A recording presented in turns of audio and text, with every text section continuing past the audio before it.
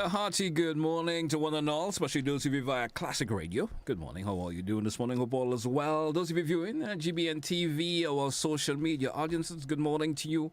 Whatever part of the world you tuned in, I want to wish you a lovely day. Welcome to the Mid Morning Buzz here on Classic and GBN TV. This morning, have with me Mr. Livingston Nelson. Good morning to you, sir. How you doing? How you doing? Hey, good morning, GT, and good morning to all the listeners of GBN all there. Yeah, I guess folks are seeing you in a different capacity now. They always see you via the Zoom, with Godfrey and stuff, but you're in person in the studio this morning. I'm in person. Well, good morning to you once again. Yeah. Well, this morning we're going to have a chat about, you being now the newly appointed CEO of the Grenada Cultural Foundation. How does it feel?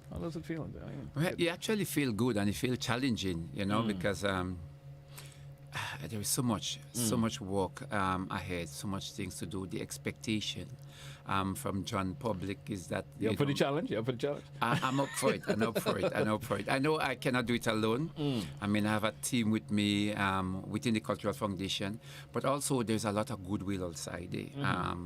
We have the chairman, Chris Riggs, who is a cultural man in himself. I am getting, you have example, like you have people like Uriah Peters, Ann Peters, Ricardo Kings Douglas. They with me, call me up on your highly Wizard. Cultural enthusiastic. Right. These individuals. You have Wizard. You have Cess Noel in Spice Mass now, and Kurt Ross was a promoter, but who is in tune with let us get things going. So, and you have Mr. Mark in the Cultural Foundation, who is also very enthusiastic about getting the ministry and culture back again on the forefront.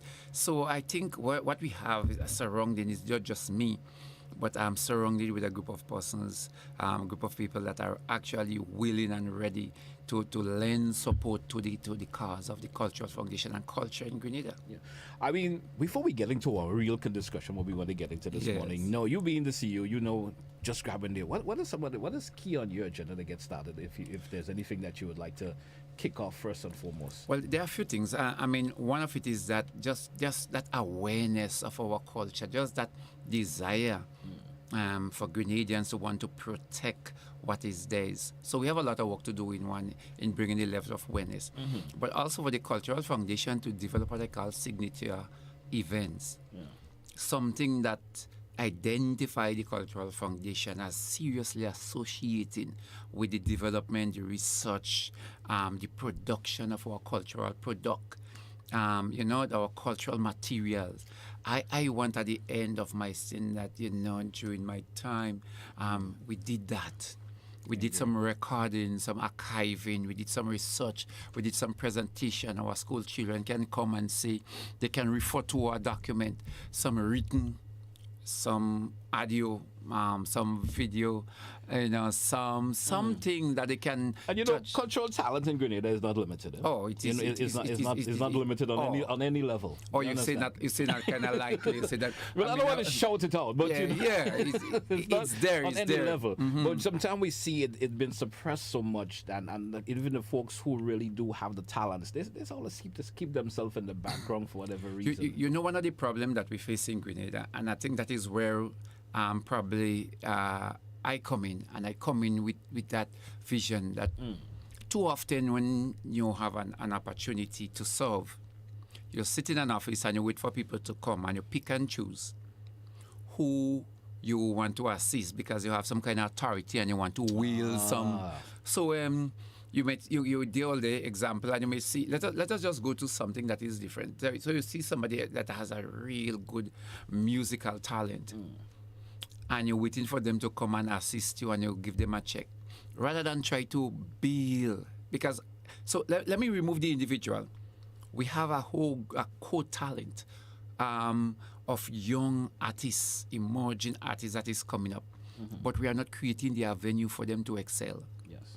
And sometimes the places where we believe they would go and get the break, our level, our material, in my humble opinion, is better than where you want them to go to get the break. So true. So why can't Grenada take it on its own to say, let us develop our own factory to produce factory, not to produce material. Yeah.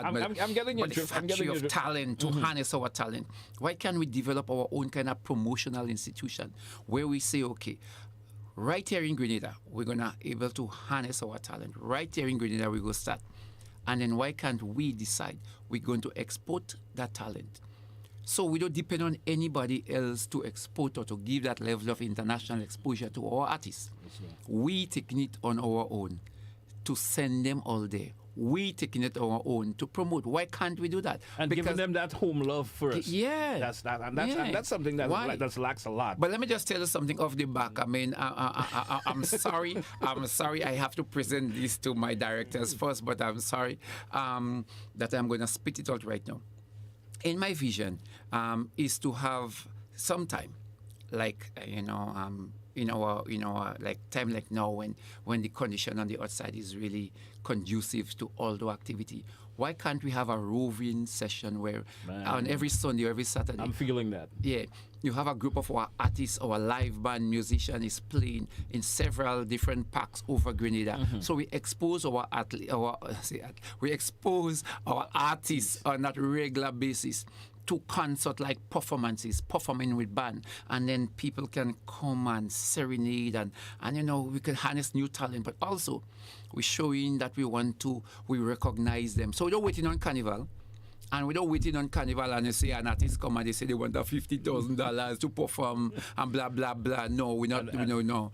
I personally don't believe in that. But anyway, I'm just saying, let us see through all the year, we're going to recognize our Calypsonians. Through all the year, we're going to recognize our artists. Through all the year, when people like Chris De Riggs or Uras Peters or people in the playwright industry, we could come at a particular area. Can't we bring the play through all? Can we take it on our own to Grenadians become exposed to Grenadian materials? Yeah, and then next thing we have to do is to have serious dialogue. I know you get me on a way talking the way I should. Serious dialogue with the social media, with the media houses.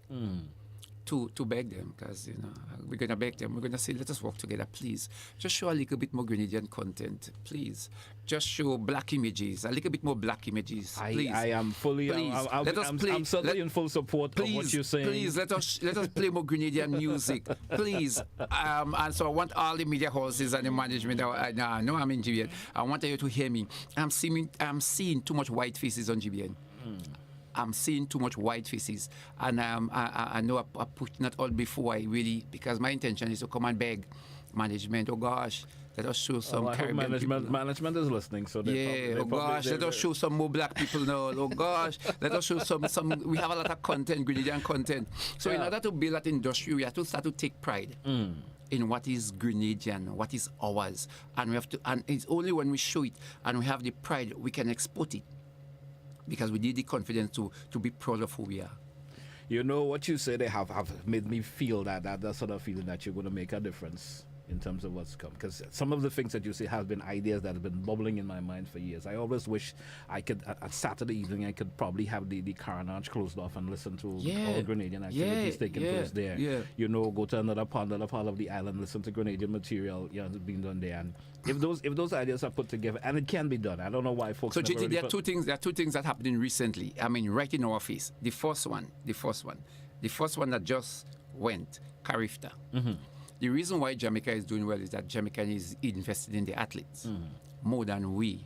So Jamaica is doing well because if you invest in your athletes are going to do better than if you were not investing in them. Exactly. So that's the first thing. The second thing, we are having a big reggae show coming up. Now, the only reason why they have that is because for years they've been spending time investing in the artists and giving them time to perform in Jamaica and actually creating avenues. So now the young Jamaican artists, because that groundwork was done years ago, the young Jamaican artists coming up now, once they have something, it go viral easier than a Grenadian. It go viral than a Trinidadian because they have done the work before. I am saying it might take years for us to be rewarded, but can we at least start? It can be done. It can be done. So you see, I will applaud the day when I can have a reggae show in Grenada with Grenadians, all reggae casts. You know, the cast is whatever, calypso, soca show, whatever it is, but the cast is all Grenadian. I ain't want to say much. Out of season. I don't want to say much, but we had a serious dialogue on that already. I don't want to say much. I know. You know, let's get into our real meat of our conversation this morning because you know we strapped for time. I've heard the name over the years, and you mentioned it to me when you came in, and I always say Saraka, and you said Salaka. Give me some perspective on that, because we know what is coming up in a matter of days. Give me a bit of the history. Generally, it is interchangeable, but Salak is to feast. Is the root word Salak. Over the years, people say Saraka. And based on cultural evolution, I am not going to make a force that you have to say Salaka. Okay. But the older folks always said Salaka. Okay. Yeah. So it is a feast, and Salaka is a feast to the gods for the ancestral spirits. And when you have a Salaka, you are saying thanks for what you have provided so far to us, our ancestral spirit. So you are giving thanks, and you are giving thanks by cooking and sharing. And it's not an individual thing. It is for the village. I'm going back to the early phases, the Genesis. How old is Salaka? Salaka, you see, and that is one of the questions that is always difficult to answer, because one might fool themselves and say it is 100 years, it started. No cultural item like that. Like, you know, you cannot pin a date. When was Shatney? Did they start Shatney? When was Jab started? It is usually an evolution over time. So to pin it down to a particular time is always difficult. But Salaka came over from the oceans, from Africa to us. So it was brought by the people, by our people. It came through our DNA, and then we continue using it after. So to say we started in that year or a year started is extremely... It could be difficult. And it's extremely dangerous for anybody to want to believe that they are historically or culturally correct. All right. To give a year to something like that. You know, over the years, we have seen it gone to the level we know, COVID came, so it been minimized a wee bit. Now in 2023, we're looking at a total revival of it in a particular way. Tell us, what's we expecting for 2023? If there's anything that's going to be out of the ordinary this year. But that probably, let me just go back and then I would come to your question. No I mean, Salaka actually is a community. As I said, it's not an individual. So it is expected that the community come together. So you recognize that on that date you want to give thanks. So because they want to give thanks, you come together. So everybody, and how it used to be, you're still a very young man, so you probably, but everybody used to have a yard fall, somebody had a goat, a pig. People used to have some trees around the house. You have yams, you have peas. So people would contribute what they had. Okay. And you have banana, you have the blogo plant, you contribute what you had, and you bring that, and everybody would bring, and people would come and cook. People would go out to the bush and get the men generally would go and get the firewood and set up the pots and things, and you borrow pots wheresoever you can, and the community would cook. And you used to share mainly for the children. Yes. So the children, you had leaves, and you used to do it on leaves. So mainly the blogger leaves, because the blogger leaves was more not palatable. Is that part of symbolism about using the leaves? Well, when you have mass cooking, I don't think we had styrofoam and then plates at that time. So I think that was the easy. It was a community meal. So how do you do that? I think that was the easiest, most creative way to do it. So Salaka evolved, and I mean, it was they did it on leaves. And they did that, and they were saying, in a nutshell, thanks for what you gave us the year before. And we are extremely thankful, even when the season was not that good. So we want to give you thanks. And we are hoping that next year you would give us a little bit more. So Salaka was a feast, a thanksgiving to the ancestral gods, to say thanks for whatsoever we have. Okay. 2023, Salaka. 2023. I'm keeping it to that pronunciation. I kind of 2023 is bubbling. We just had a Lapotri Salaka. The Lapotri Salaka was much bigger than over the years. And what is really good in those communities is that, but La Poutrie and River Sally, is that people don't need an invitation to be part of that. The community get up, the community decide they would cook. Some house, usually a house, would decide, we didn't cook for a couple of years. My grandmother used to cook. Oh, I'm in the area, I'm feeling the vibes, I will cook this year. And so both La Poutrie that went early sometime in February, we have now River Sally. So we have two main areas where we do salakas. So why are these two areas always seem to dominate it anyway? The areas dominate because it's like, some areas might be known for certain things. Example like Victoria Guave, there's the only two places you have Veco. You don't know any place else in Grenada where there is Veco. True. Right? So true. I thinking about other areas like the Willis area, known for for seasoning and certain things more than any other parts in Grenada. So you have that. So you have that area. But I think also there was a reservoir of maybe African.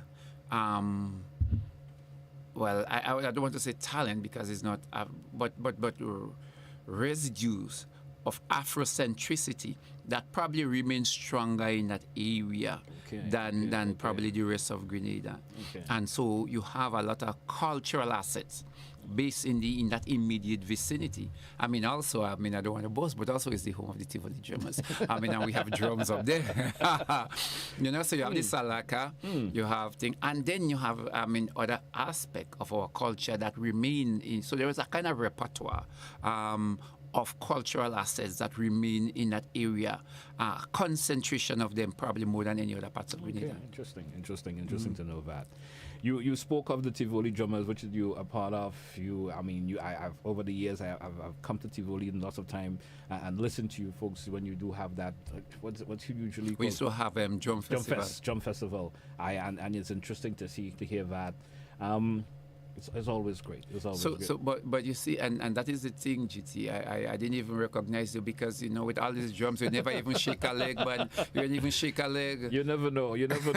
Probably I were, and you never really paid attention because you when you're into your drumming, you're probably not paying attention Tuesday. That's